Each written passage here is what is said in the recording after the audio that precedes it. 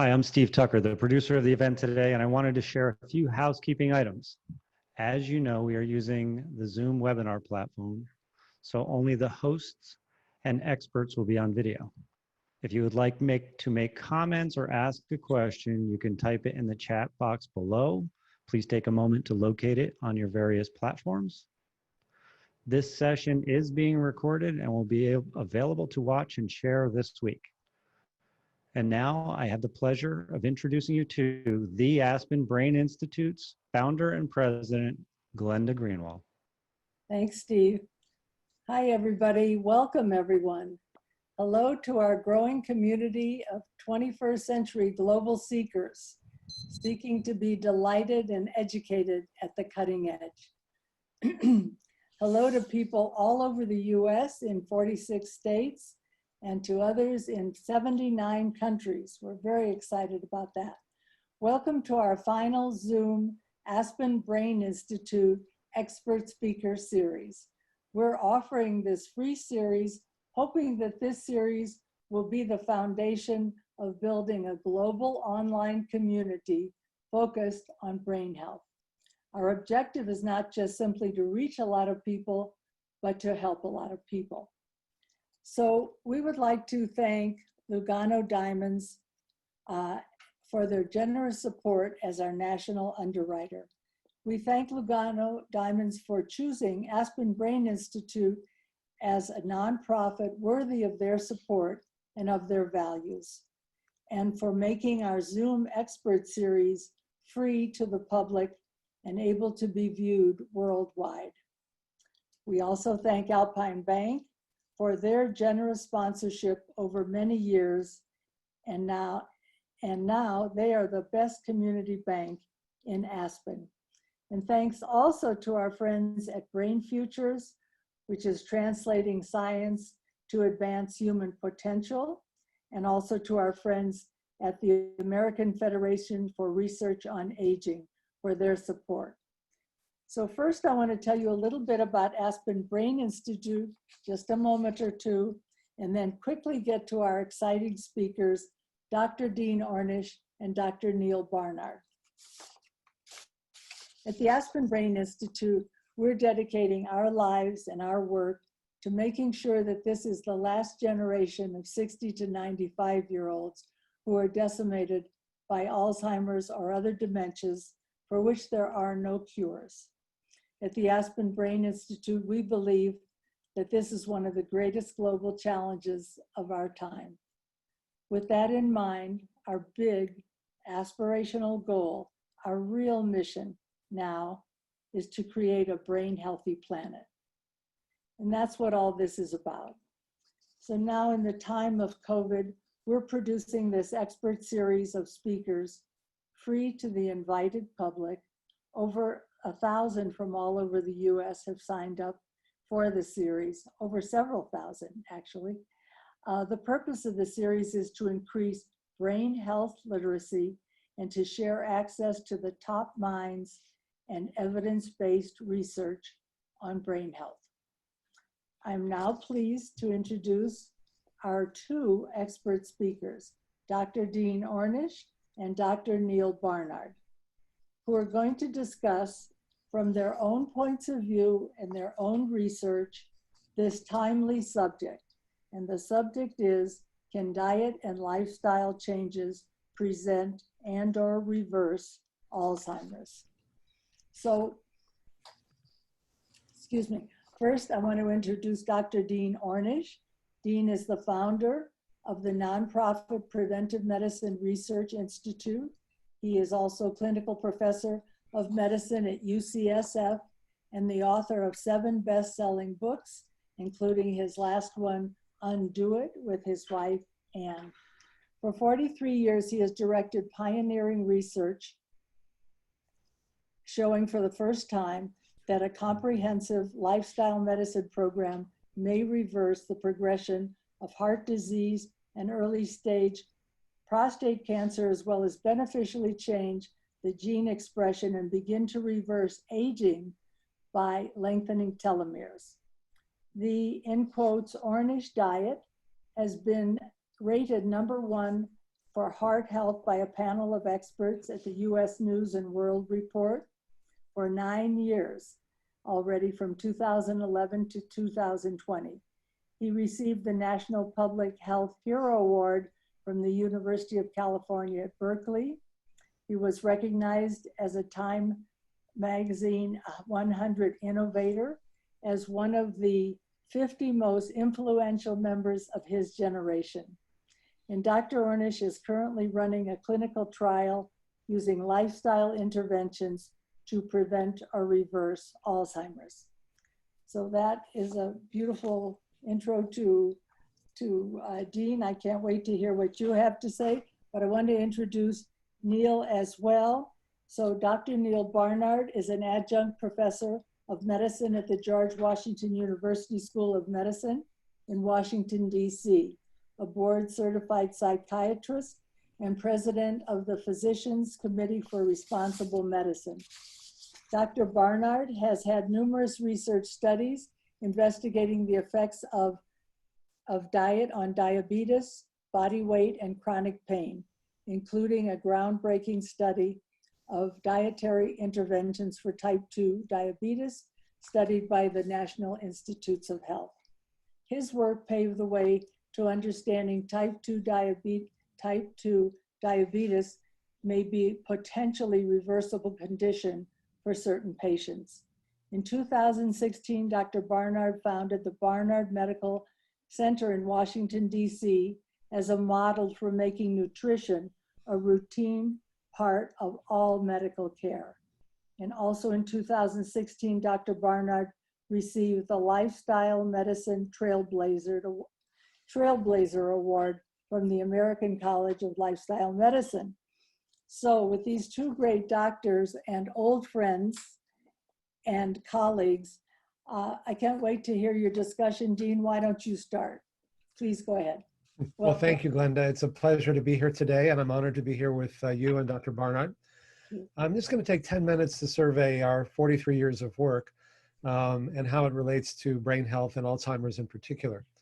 For the last 4 decades, I've directed a series of studies showing that simple lifestyle changes, a whole foods plant-based diet that's low in fat and sugar, moderate exercise like walking half an hour a day, meditation and other techniques that are based on yoga, and what we call social support, which is really love and intimacy, or to reduce it down to its essence, to eat well, move more, stress less, and love more, that these same mechanisms can not only help prevent, but even reverse the progression of the most common chronic diseases.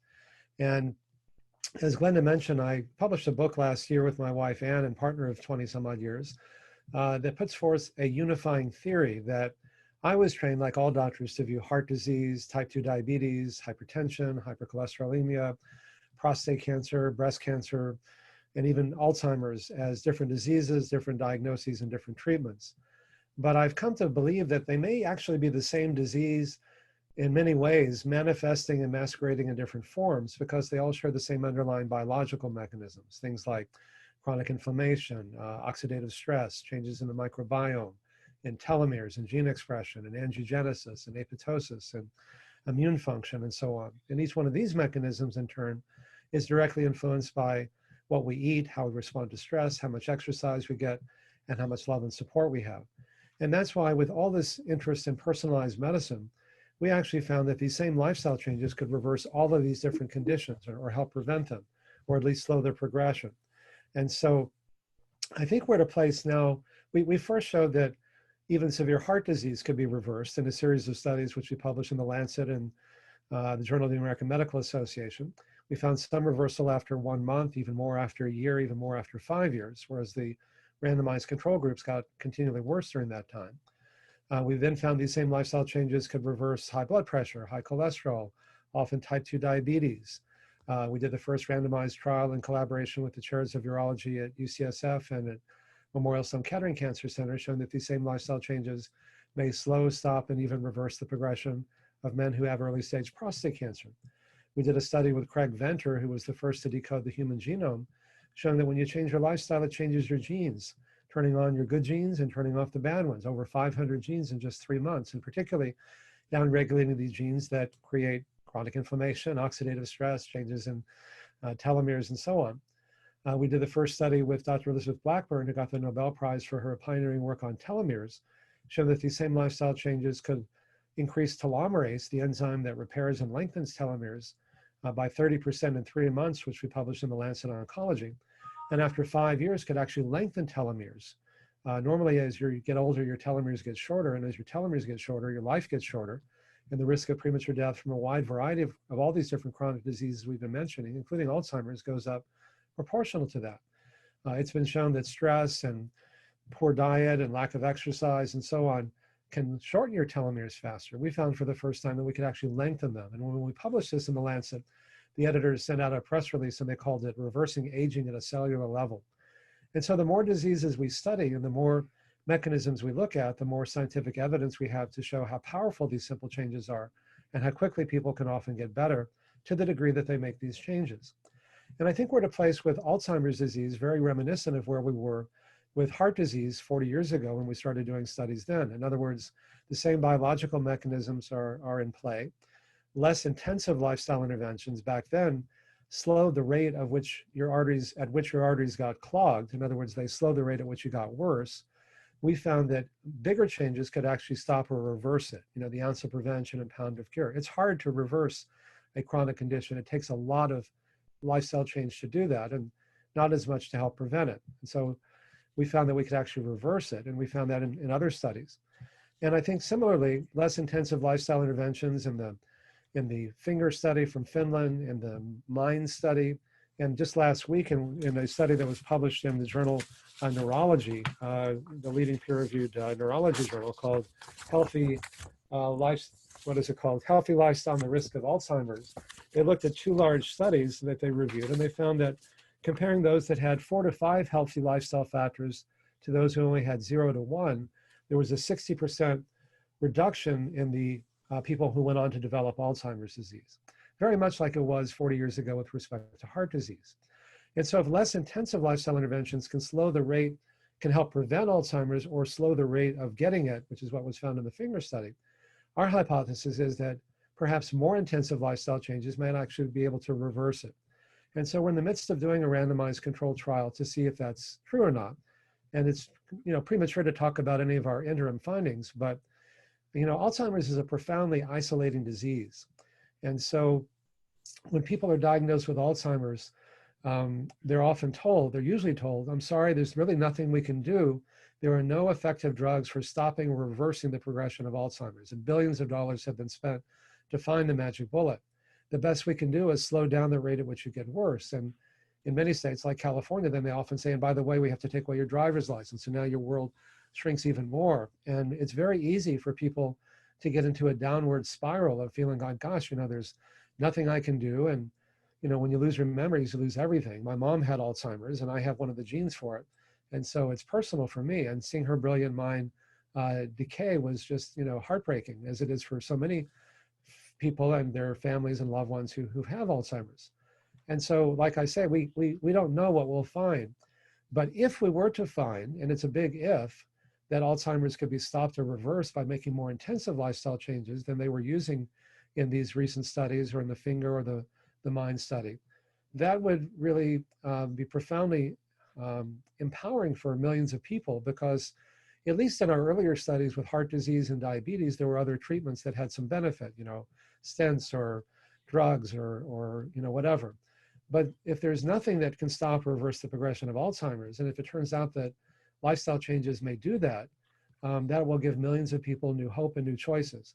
If it turns out, on the other hand, that we find that it does nothing, that patients get worse anyway, that's important for people to know as well, so they don't have false hope. So whatever we show, as long as people follow the lifestyle intervention, it'll be important. So let me stop here and let my colleague and friend Neal come on, and then we'll have a dialogue about these things. Well, thank you, Dean. That was you're too modest. I have to say, you have revolutionized medicine in so many ways, not only the diseases that you described, heart disease and prostate cancer, and now tackling Alzheimer's disease. But I have to say, from the colleagues that I speak with and the medical students that we teach, they're inspired not only by what you have found, but what you've shown is to think more largely of what medicine can accomplish, and to decide that research should really try to tackle more than just a new drug or something. Let's see if we can change the disease course. You've inspired people, you've saved countless lives. You're one of my personal heroes, so thank you for allowing me to share this time with you, Dean. When we look at what kind of diet changes really make a difference, this is a challenging thing. One day you'll hear people talk about one kind of diet being good, and another day you'll hear about something else being good. And back in 1993, researchers in Chicago started a study that inspired me a lot. It's called the Chicago Health and Aging Project. And they brought people in Chicago. Everyone was healthy. Nobody had Alzheimer's disease, but everybody ate breakfast and everybody ate lunch and dinner, and they tracked what they ate. And over time, a pattern emerged. And that was that people who ate more of a particular kind of fat, saturated fat, had more Alzheimer's disease, 2.5 to 3 times more Alzheimer's disease compared to people who generally avoided saturated fat. And what was particularly troubling was you didn't have to eat very much of it for it to be toxic to the brain. If you had 2 eggs, a lot of people have 2 eggs, 1 slice of bacon, and do you know anybody who eats 1 slice of bacon? For lunch, you have a chicken thigh, but no skin, a glass of milk, and for dinner, pizza. And if you just add up the saturated fat in those foods, it adds up to more than 25 grams, and that puts you in the high-risk group. When I saw these findings, I started thinking about my parents and my grandparents who had brain diseases too, including Alzheimer's disease, and wishing that I could make time go backwards and take all those foods out of their diets to see if perhaps they could have averted this disaster. I have to say it's not only Alzheimer's disease, that there's a stage before that called mild cognitive impairment, and you're still yourself.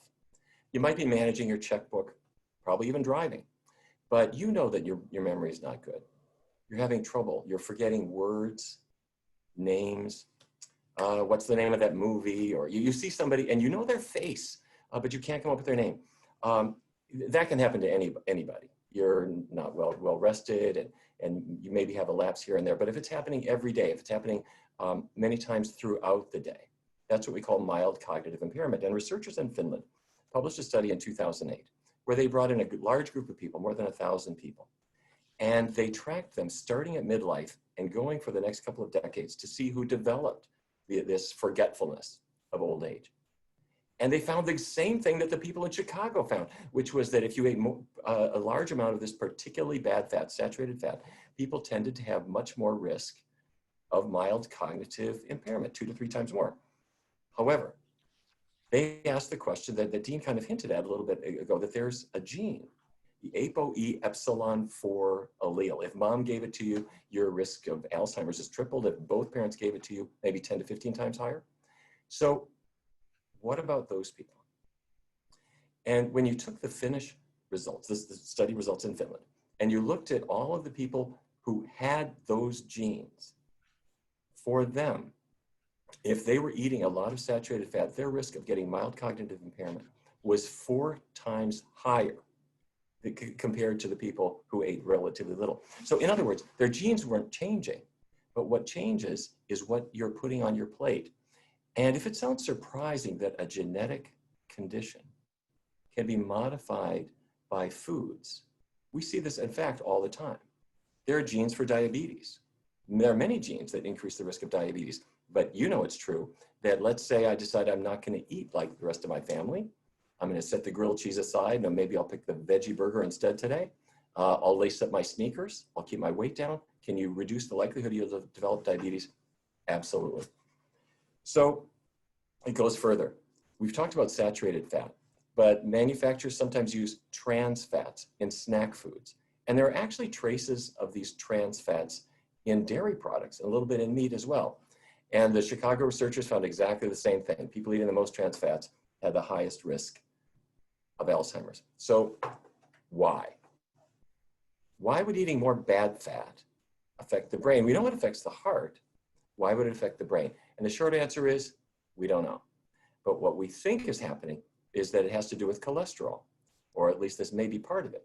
Researchers at Kaiser Permanente brought in almost 10,000 people, and they looked at people who had low cholesterol levels medium, and high cholesterol levels and all the gradations in between. And what they found is that the higher your blood cholesterol, the higher your risk of developing Alzheimer's disease. Okay, so I eat bad fat. My cholesterol level will rise. That's going to hurt my heart, but it may also hurt the brain. What was particularly striking about the Kaiser study was that the cholesterol levels that predicted Alzheimer's were drawn when the people were about 40 years old. So if you look at a person who's got a not so healthy diet and a high cholesterol level early in life, that predicts bad things happening later. In much the same way as Dr. Ornish was describing earlier. Could these all be manifestations of similar factors affecting different organs in their own way? Now, it's not just a question of fat, and it's not even just a question of food. It's partly what your food is cooked in. When I was a kid, my mom had her favorite cast iron pan. And in fact, we figured if a little iron came off in the food, that was probably good because you need some iron. However, it turns out that iron is an unstable element. You have a cast iron pan and you leave it on your picnic table after a party, and 2 weeks later, you remember you left it out there and it rained. What happened? It rusted. That's a sign that iron is what we call a transitional element. It's unstable, it oxidizes. And people who get too much iron in their diet and have too much iron in their blood can have heart problems because this oxidizing iron can be toxic to the heart, also toxic to the brain, according to the best research we have. And copper, same story. If you have a nice new shiny penny, will it stay shiny forever? No, it's going to oxidize also. It'll turn darker and darker and darker. If you have too much copper in your diet, for example, copper pipes in my house, where all night long the water sits in them, and then I fill my coffee machine with it in the morning, copper can be toxic to the brain as well. Aluminum too. Aluminum has no function in human physiology, but aluminum gets into all kinds of foods, and it's even in some antacids like MALOX, magnesium and aluminum hydroxide. And when you're consuming those, you're consuming aluminum, which has been known to be toxic to the brain in a variety of ways. What do? Well, we cook with steel cookware, or you cook with something that's coated with a nonstick coating. You avoid aluminum-containing products. That's going to be part of the solution as well. Also in the good to do category, vitamin E. Vitamin E is an antioxidant, and it's in seeds, nuts, and traces of it in various vegetables. And researchers have found that people consuming the most vitamin E actually have about 50% the risk of Alzheimer's compared to people not getting very much vitamin E. So it's a good thing. Well, what should I do to get vitamin E? Nuts, seeds are good, but I can hear what you're thinking. If I have too many smokehouse almonds or salted peanuts, I'm going to gain weight, and that's true because these foods are addictive. So my own personal solution is I'll pour the almonds in the palm of my hand, and if you stop before it reaches your fingers, that's only about an ounce of saturated fat. I'm sorry, that's only about an ounce of nuts, and very low in saturated fat. And if you don't eat them, but crumble them up and put them on your cereal or put them on your pancakes or your oatmeal, then you're using it as an ingredient. You're not using nuts as a food group. So to put it all together, what's a healthy diet? A healthy diet is 4 food groups: vegetables, fruits, whole grains and beans, or instead of beans, I might say legumes, beans, peas, lentils. So vegetables, fruits, whole grains, and legumes. You do need vitamin B12. You need it for healthy nerves, healthy blood. A lot of people run low. Everybody should supplement B12 in my view.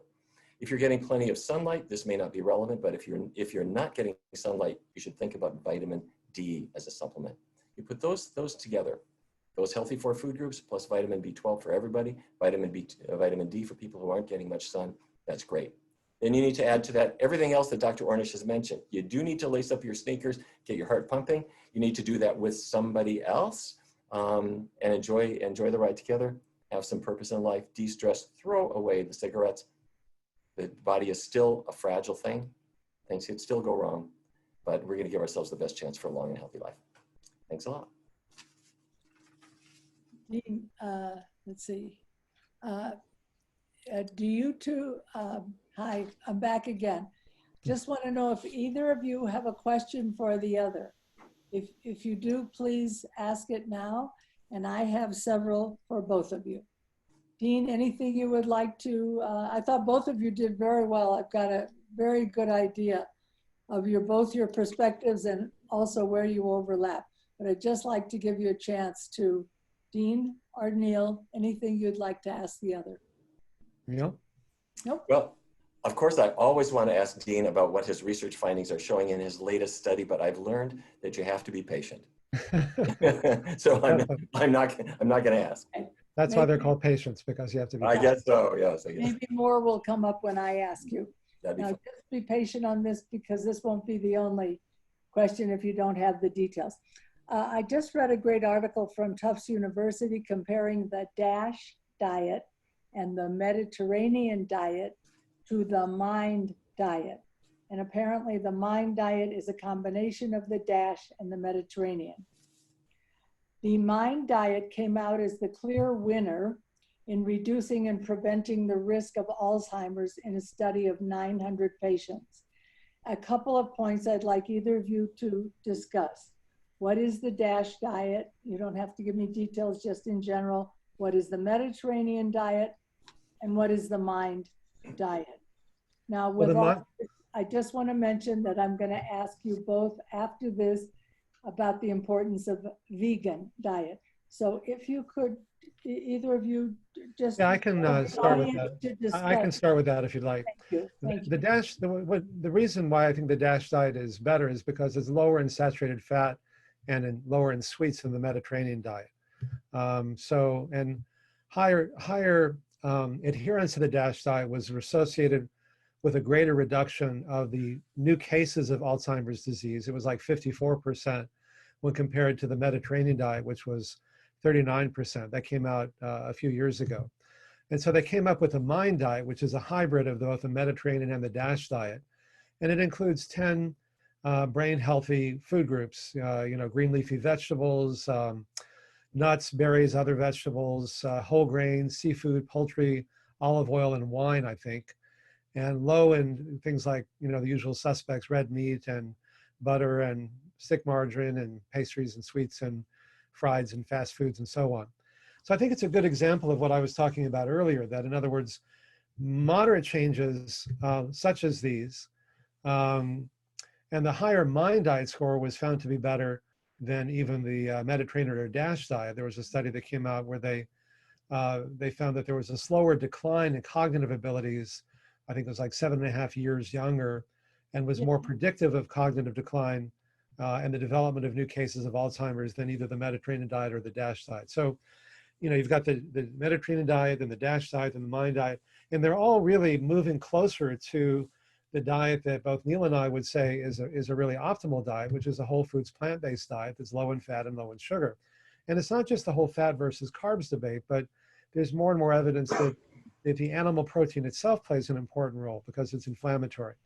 And so I think it's a perfect example of what I said in my opening comments, that I think we're at a place now very similar to where we were with heart disease 40 years ago. In other words, less intensive interventions slow the rate of progression, which is what we've seen in these studies I just cited to you.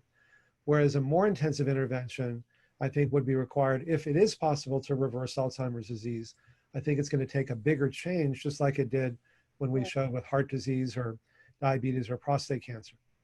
Well, and I want to ask the same to Neal, but in this sense, I believe that both of you feel that maybe you don't name it vegan, but that's what I've understood, that Dean, that's what you're using in the clinical trial. And often, Neal, I feel you're finding a vegan diet to be important. Well, the reason why I think, it is a vegan diet, but vegan, first of all, vegan is a word that pushes some people's buttons, it's like, it does. that's really weird. Or, nice. what are you from Vegas? Is that why you're vegan? Or, but also you can, Twinkies are vegan, so vegan in and of itself doesn't necessarily mean healthful. And so that's why I think we all use terms like a whole foods plant-based diet or things like that. I think they don't really push people's buttons. And again, we emphasize that it's more than just that it's plant-based, but it's also low in fat, low in refined carbs, particularly low in saturated and trans fats, as Neal was saying. So Neal, what about you and your relationship with the importance of vegan diet, whether it pushes some buttons or not? Pushing buttons is sometimes a good idea, as we have seen. A vegan diet is something, you know, you often have to say, I don't necessarily have a taste for folk music or tie-dyed clothes, but I follow a vegan diet. I get that. But a vegan diet says I'm not eating animals, and some people do it for animal rights reasons or environmental reasons. And other people think that if you are compassionate, you must be a sissy or something like that. And I'm happy to sign up for compassion in all the forms it takes. So I think it's a useful thing. But the other way to think about a plant-based diet is it's sort of a DASH diet that works, or a Mediterranean diet that works. And what I mean by that is when the DASH diet was, when the DASH study was done, it was the dietary approaches to stop hypertension. And it was based on the observation that hypertension was just much less likely in people who avoided eating animal products. Vegetarians just didn't have a lot of hypertension, and their blood pressure on the average was lower. But they had exactly the concern that we've talked about now, which is who's going to follow a vegetarian diet? So what they did was they emphasized vegetables and fruits, and they reduced meat and reduced fat, and that worked. But if you decide, gee, I want to reduce it even further, you just get that last pork chop out of your diet, and you're going to do a whole lot better. And I have to say, when that was published in 1997, the idea of a vegetarian meal or a vegan meal, you didn't really know what was in it. Nowadays, look at the options that you have. Here in my office, if I go out, there's an Italian place that will make me an angel hair arrabbiata, which happens to be vegan, but they think of it as just wonderful gourmet. Next to it is a sushi Japanese restaurant. They will make a cucumber roll, an asparagus roll, a sweet potato roll, and seaweed salads and miso soup. And down the block is a Thai place, a Vietnamese place, an Ethiopian restaurant. All of these wonderful cultures have figured out how to make vegan something that makes my North Dakota upbringing of roast beef, baked potatoes, and corn sound rather pedestrian. So I think it's an easy diet to do now and one to embrace. Yeah, and just to let me build on what Neal said, the DASH diet was started really by Frank Sachs, who's a professor at Harvard School of Public Health. And Frank and I actually did some studies together many, many years ago in the late 70s, early 80s. And after we showed that we could get reversal of, after, you know, in my earlier studies, I showed, my colleagues and I showed we could get reversal of heart disease using essentially a vegan diet. Frank tried to replicate that, and he had a hard time getting people in Boston to follow it. So that's when he came up with the DASH diet. And the DASH diet is really a compromise. It's easier to follow because it includes some fish and chicken and so on, but it doesn't work as well. And I think it's an example of what I was talking about earlier about, you know, why is a diet for treating hypertension good for Alzheimer's or for heart disease or for diabetes or for whatever? And why do, for that matter, do you often find that the same patient has heart disease and type 2 diabetes and overweight and high cholesterol and high blood pressure and heart disease? Because we call them comorbidities, but they're really just the same disease, just manifesting in different forms. Or why entire cultures in Asia 50 years ago, they had such low rates of all of these diseases until they start to, you know, eat like us and live like us and die like us. And so it's a compromise. And so one of the things we've learned in all of our studies is that the more you change, the more you improve at any age. And so if you're trying to prevent a disease, that's why these studies are coming out like the one I just showed that came out this week. You know, less intensive changes substantially reduce your risk of developing Alzheimer's by 60%. But if there's any possibility of actually reversing it, I think it's going to require bigger changes than that, just like we found in our other studies. Great, thank you both. Very interesting answers. I wanted to ask you both, Dean and Neal, when did you both decide that prevention was a major element in medicine and health? Well, my dad was a dentist, and so dentists have always been ahead of doctors in terms of prevention. You know, brush your teeth and, you know, put fluoride on your teeth or whatever it happens to be. So I was, and my mom was actually in the 1950s was one of the first women. This was in Dallas, Texas, you know, which was even more visionary there, advocating breastfeeding and natural childbirth. That's when they were doing general anesthesia to deliver babies, you know. So my influence was colored by both of them. And then later when I was in medical school and I was learning how to do bypass surgery with Dr. Michael DeBakey, the eminent heart surgeon, you know, we'd cut people open, we'd bypass their clogged arteries, he'd tell them they were cured, and more often they'd go home and eat the same junk food and smoke cigarettes and not manage stress, not exercise, and more often than not, their new bypasses would clog up and we'd cut them open again, sometimes multiple times. So I figured there had to be a better way. And by the way, just as an anecdote, he was merciless to me when I was a medical student. Like, what a stupid idea that you can prevent heart disease or, you know, use diet and lifestyle. And then he called me a few years ago. He was 99 years old. It was just a few months before he died. And he said, "Hi, Dean, this is Mike DeBake." He has a very distinctive Louisiana accent. And I recognized his voice immediately, even though it had been decades since we spoke. And he said, "You know those ideas that I used to give you such a hard time about when you were a medical student?" I said, "Oh yeah, I remember very well." He said, "That's what's kept me alive all these years." And apparently he married a German woman who was very much into these same things. And I just thought it was so gracious of him to let me know that before he passed away. So if you live long enough, you just never know. It is interesting for us lay people to hear what doctors finally have to learn for themselves as well, which are new things or things that haven't been emphasized. Neal, did you have somewhat the same experience? A little bit different experience, but I would say that prevention isn't all there is to it. Prevention is really important, and that's the best thing. But as Dean has been describing, you can still reverse disease. The earlier you start, the better.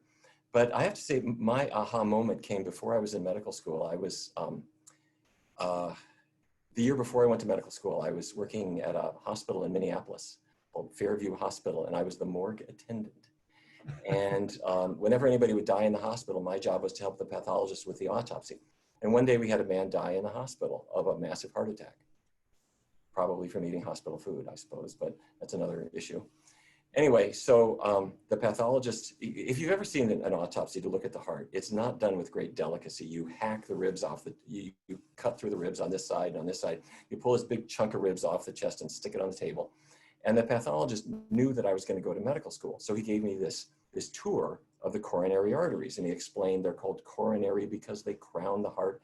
And he sliced one open and said, "Look inside." And so with my gloved hands, I'm poking around. And it did not feel like a nice rubbery open artery. It felt like a pipe stem, or you can feel the calcifications in it.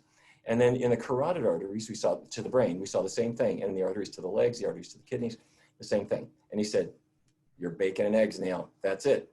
And I thought, oh, that's creepy. So anyway, at the end of the exam, the pathologist left the room and I had to clean up. So I put the ribs back in the chest and I sewed up the skin and scrubbed everything up. And I went up to the cafeteria. And when I got there, they were serving ribs for lunch.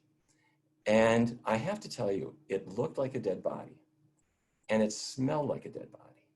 And I didn't become a vegetarian on the spot, but I couldn't eat it. And I couldn't shake this idea out of my head that people are eating body parts. And I know that's not something you want to say to people, but I started to, the autopsy room gave me the smell of what death is like. And I started to detect it in the foods and decided I'll have the bean burrito instead. Really, really vivid. But I think that the two elements, the importance of nutrition as in your new center and in what Dean has always done, so nutrition and prevention that weren't emphasized so much is what you two have stood out as early pioneers in. I just want to emphasize also, Glenda, that nutrition is super important, but it's not just nutrition. It's eat well, move more, stress less, love more. They're all important and they all interact. And I think there's this synergy that comes. And I think that's one of the things that we're finding in research now that, when I started doing studies 43 years ago, it was thought to be, quote, unscientific to ask people to change more than one thing at a time. That you're supposed to have one independent variable, one dependent variable, keep everything else constant. That's the scientific method. But first of all, you're never really just changing one thing when you're asking people to change their behaviors. If they start to exercise, let's say you're just doing exercise alone, but once people start to exercise, they often do it in groups, so they get the social support. When you exercise, you become more aware of how what you eat affects you, so you start to eat healthier. Maybe if you're a smoker, you start to smoke less because you find you can't exercise as well. So what we found was that by changing a lot of things at the same time, that it turns out it's not just additive, it's synergistic.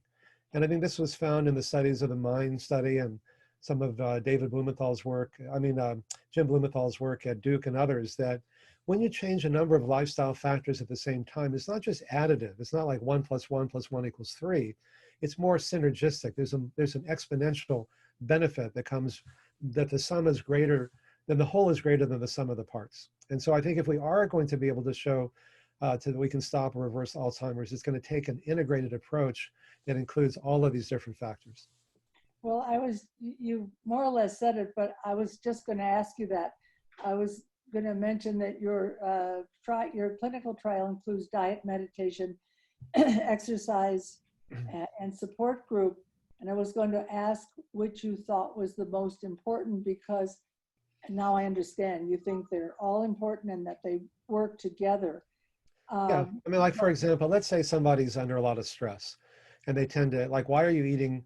And that's as I think studies have now shown that people have gained a lot of weight during the coronavirus epidemic because they're at home and they're stressed and they're socially isolated, and they're started eating a junk food. You know, I remember a well-known food writer at the New York Times years ago said, you know, when I get depressed, I eat a lot of fat. It coats my nerves and numbs the pain. Or people often talk about food fills that void. And so if you're trying to get someone to change their diet, but they're eating junk food because, as Neal has written about so eloquently, you know, it's really addictive because it helps deal with those primal issues of loneliness and isolation, which I think is one of the real epidemics in our culture, with the breakdown of the social networks that used to give people that sense of love and connection and community.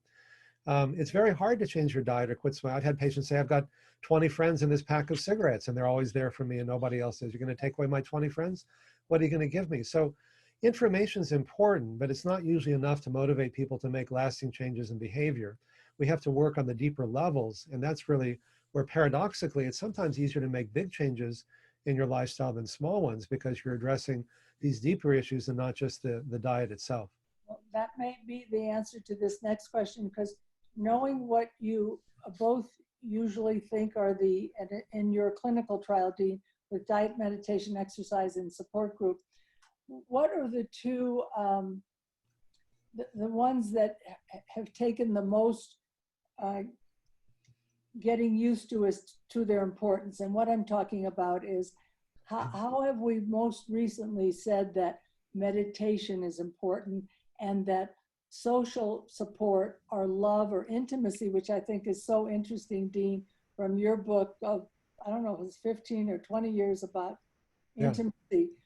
But I remember your wife, Anne, saying that she thought that the social support, love, or intimacy part of the 5 things that need to be changed or emphasized, that she thought that was the most important. And what I'm saying is that I think that meditation and support group are kind of the most recent ones to be validated as a part of a whole life change.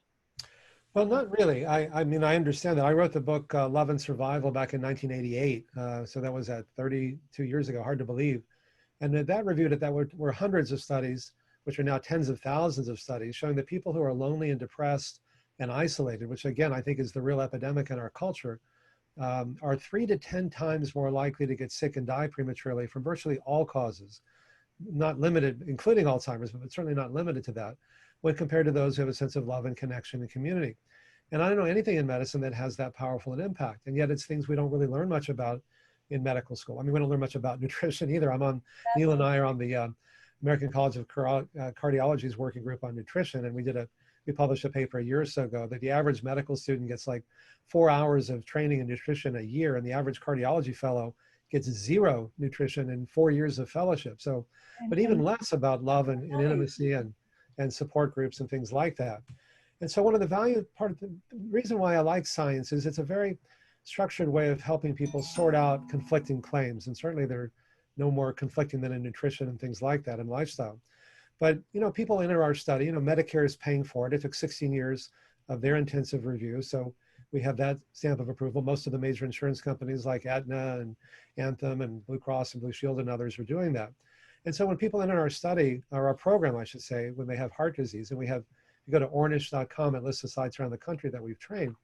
They'll say, well, I get the diet and, you know, exercise, you know, you got to eat. It's just a question of what. And exercise, you know, you're really doing something. But meditation, I don't know. That seems kind of like so touchy-feely. And, you know, I got 1,000 things on my to-do list. Why would I want to just sit there with my eyes closed and do nothing? And even more so with like talking about my feelings in group. Are you kidding me? You know, that sounds so touchy-feely. And I used to get defensive and I say, no, look at our hard science, look at our quantitative arteriography and our PET scans. And finally I said, you know what? It is a touchy-feely program. That's why it works so well, because we are touchy-feely creatures. We're creatures of community. That's how we survived as a species, is by learning how to love ourselves and love other people, and that anything that brings us together is healing. Just as anything that isolates us causes us to get sick and die prematurely much more than any other factor. And so they all interrelate in that way. And so the research, in a sense, gives people permission to talk about their feelings in a group. Our support groups aren't just how to stay on the diet. It's creating a safe environment for people to talk about what's really going on in their lives without fear that someone's going to reject them or criticize them. Much as, 50 years ago when you grew up in a neighborhood with 2 or 3 generations of people, they knew you. They didn't just know your Facebook profile. They knew where you messed up, or when your kid got arrested, or when you had to go to rehab or whatever, and you knew that they know, and they know that you know that they know, and they're still there for you. Whereas on Facebook, it's all about, like, looks like everybody has a perfect life but you. In fact, one of the studies, and this will be the last thing I say, that I cite in the new book, is that the more time you spend on Facebook, the more depressed you are, because again, it looks like everybody's got this perfect life but you. Certainly right for teenagers. Well, let me ask if I want to. Well, I'll wait to. I have one more question, but we have a lot of audience questions, so let me ask a few. They're a little bit complicated, so I've got to read this. This is from Mona Maza, and she says, "What do you think of gamma light therapy and the studies done at MIT?"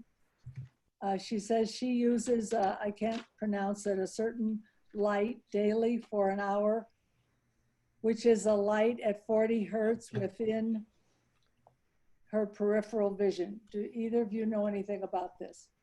Yeah, I actually met with her at MIT. I met with her, Professor Tsai, actually, and they have these glasses that flash at 40 cycles per second, which they claim when they do stimulation in animals at that frequency, that it causes their amyloid to dissolve. Nobody has seemed to have been able to replicate that work. Dr. Rudy Tanzi at Harvard has found that something called the Schumann Resonance, it's about 7.83 hertz or cycles per second, does the same thing, and have glasses that flash at that frequency. So I think these are interesting. What should the effect be of that? Well, the presumption is that, at least in animal studies, that it reduces amyloid deposition in the brain. And as you know, amyloid is one of the things associated with Alzheimer's disease.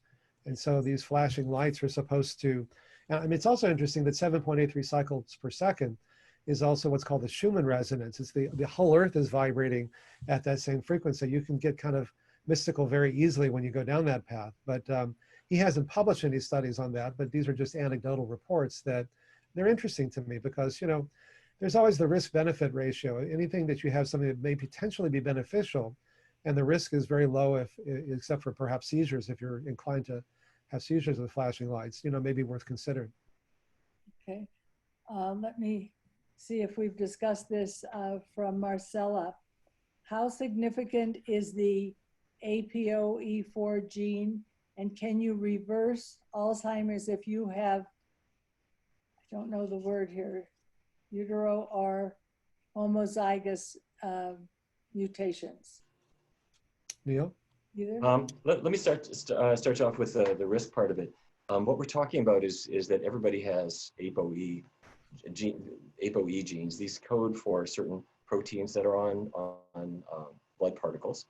And if you have what's called the APOE epsilon 4 variant of it, as I mentioned briefly earlier, that does increase the risk of developing Alzheimer's in large studies. If you got it from one parent, your risk is roughly tripled. If you got it from both parents, your risk is much greater than that. It's 10 to 15 times higher. And so people tend to think this is, if you've got that gene, 1 or 2 copies of it from 1 or 2 parents, your risk is higher. However, as I was briefly mentioning, that in studies where people have looked at dramatically different diets, even when people have that gene, their risk of memory problems does seem to be greatly different, suggesting that genes are not destiny. There are some genes, the genes for blue eyes or brown hair. You can't argue with those genes. Those genes give orders and you're going to obey. But most disease-related genes, the genes for diabetes and even some cancer genes, they're not dictators and they don't give orders. They're more like committees making suggestions. Right. So the genes may not be decisive at all. And I'm sure when Dean has been doing his studies now, he's acutely thinking about, I imagine, he's bringing in research participants, some of whom have those alleles and some don't. And so you're going to be looking, you're going to hopefully see if the extent to which they may modify the expression of the dietary effects. Good to know.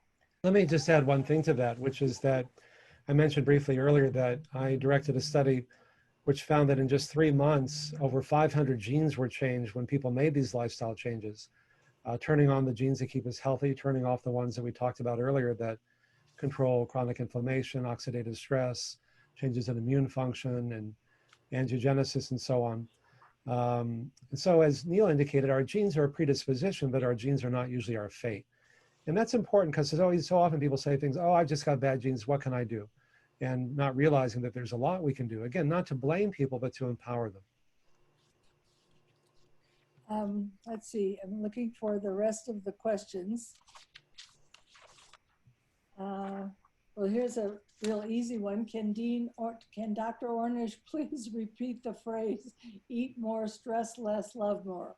It's on the cover of my book, of our book, Undo It. It's eat well, move more, stress less, love more. Boom, that's it. It's kind of reducing it down to its essence. Thank you. The first quote in the book is from Albert Einstein. It's one of my favorite quotes, which says, if you can't make it simple, you don't understand it well enough. And so we try to make it simple without being simplistic. That's nice. I have a question here, or a comment from Irene in Scotland. I'm a 57-year-old meat eater with a deteriorating memory that we put down to menopause. Perhaps wrong. Is it too late to change to the DASH diet? Thanks. Irene in Scotland. Can you help her? Neal, I'm glad to start off, but I'd be interested in Dean's comments. First of all, is it too late at 57? Good heavens. You're a young person. I hope not as well. You're a young person with lots of life ahead. No, it's not too late, but I would not aspire to the DASH diet. I think as we were describing earlier, the DASH diet is sort of a halfway measure. And if you feel like, gee, maybe I'm not doing so well and I could do better, the DASH diet starts out well. It increases vegetables and fruits, but let's go further. Let's make vegetables and fruits and beans and whole grains. Let's make them our palate, the things that we'll build our meals out of. And the DASH diet reduces meat and reduces fat. You can get rid of the meat entirely and the dairy products and the added fats too. You can throw those things out. And what that does is it gives your body really the much better ability to heal. Now, will it affect memory? You're right that menopausal changes can be irritating, and sometimes memory can go a little bit askew during that phase, and often that will get better as time goes on. But what this diet change does is it puts you on the path toward avoiding the more severe issues that can occur later. Because what's it going to do? It's going to reduce your cholesterol, reduce your body weight, reduce your blood pressure, your blood sugar, all these things, all these changes are going to be protective later on. Here's a simple question, but I think people are still confused about it. This person says, please talk about fats in fish and oils. So I think we just need another little redo about what's good in certain fish and certain oils, and yes, bad about certain fats. If you could both each talk about that, please. Yeah, well, it's been shown in several studies that the omega-3 fatty acids help prevent Alzheimer's and dementia in general by a significant amount, by 50 to 60% in some studies. Now, people think the omega-3 fatty acids are only found in fish, like fish oil or salmon, things like that, and they are. But the fish don't make the omega-3s. They get it from eating algae. And so if you want to go to the source, you can get algae-based omega-3 fatty acids, which is what I take, and then you get the benefits. Part of the problem with eating fish to get the omega-3s, besides the fact that fish are sentient beings and fish are being depleted throughout the world, especially the salmon and things like that, is that there are no really clean fish. Most fish are contaminated with mercury, dioxin, PCBs, and other things that are often, ironically, toxic to the brain. So if you can have the algae bait, now you can buy fish oils that have the bad stuff removed, but I think even better is to go back to the real source, which is what the algae are, and then you can get the benefits without the toxicities and the risks. Is that the same as krill algae, or krill is a fish? Krill is more of a fish-based omega-3. Okay. Thank you. Neal, any comment about the oils and fish? Yeah, maybe just one other thing. people sometimes will imagine, okay, fish has good fat. But what if you sent the fish to a lab and say, tell me what that fat really is? Surprisingly enough, most of it isn't omega-3. Omega-3 may be 15, 16, 20%, maybe up to 30% of the fat in the fish, something like that. But the majority of it is other kinds of fat, including some bad fat, the saturated fat.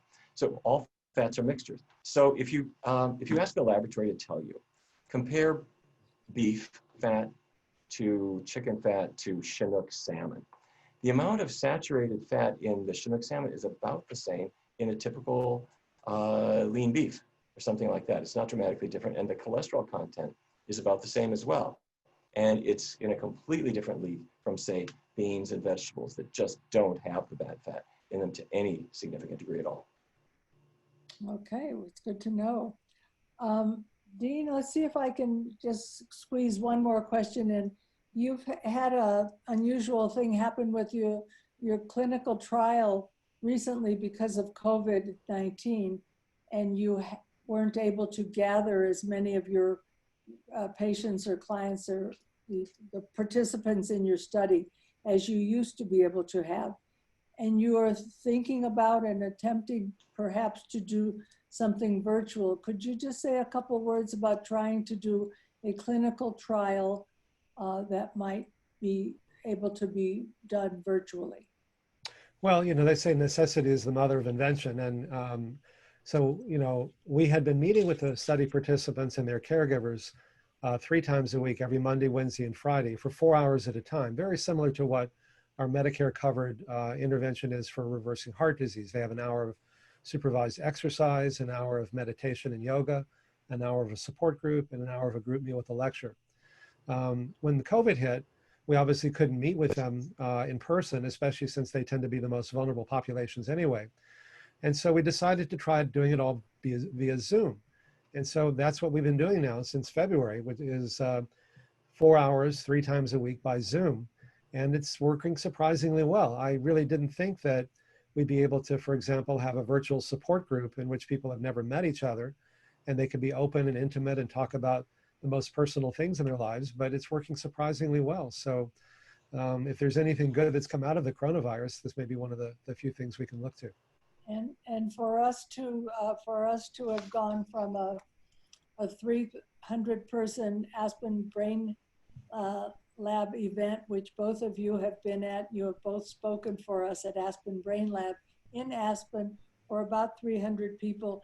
And we now have several, because we had to cancel Aspen Brain Lab as a live event, we had to pivot to this expert series, and we now reach people in 79 countries. So wow. I Well, that's how you know. all of our missions are creatively benefiting from what has happened in the Yes.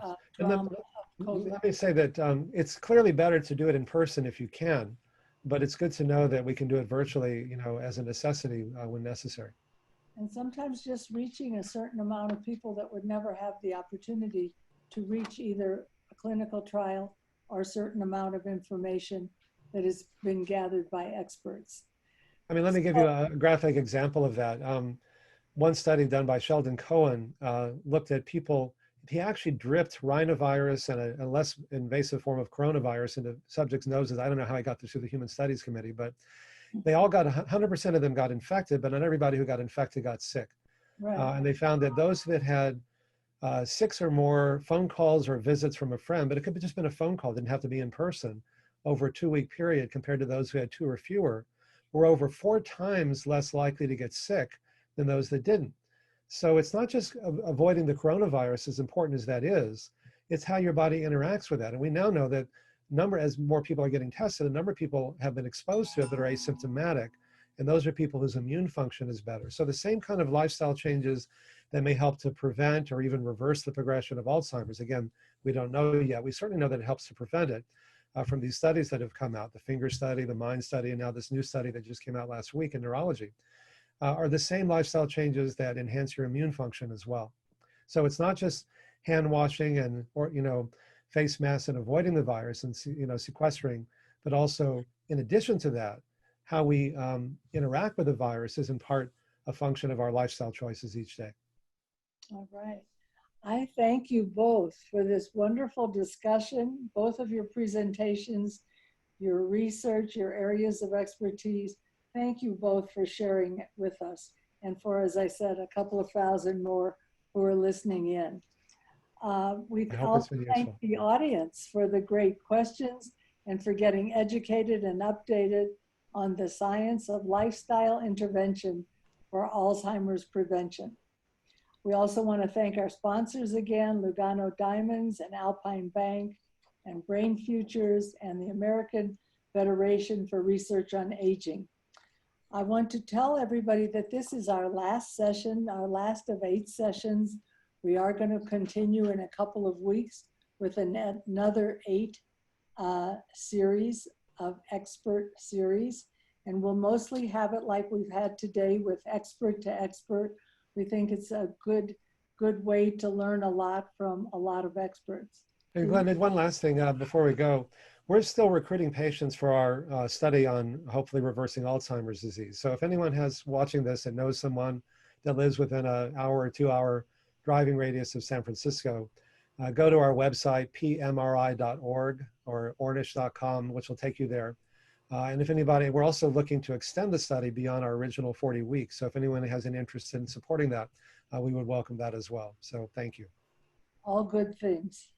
We want to remind everyone that this session was recorded and will be available on our website, www.aspenbraininstitute.org, in just a few days. And let's see. And we will be announcing in a couple of months a new Brain Healthy Planet podcast. So we, like half of the rest of the world, is going to go into the podcast world. Please stay tuned. Thank you to everybody. Ciao all. Ciao. Bye. Ciao, everybody.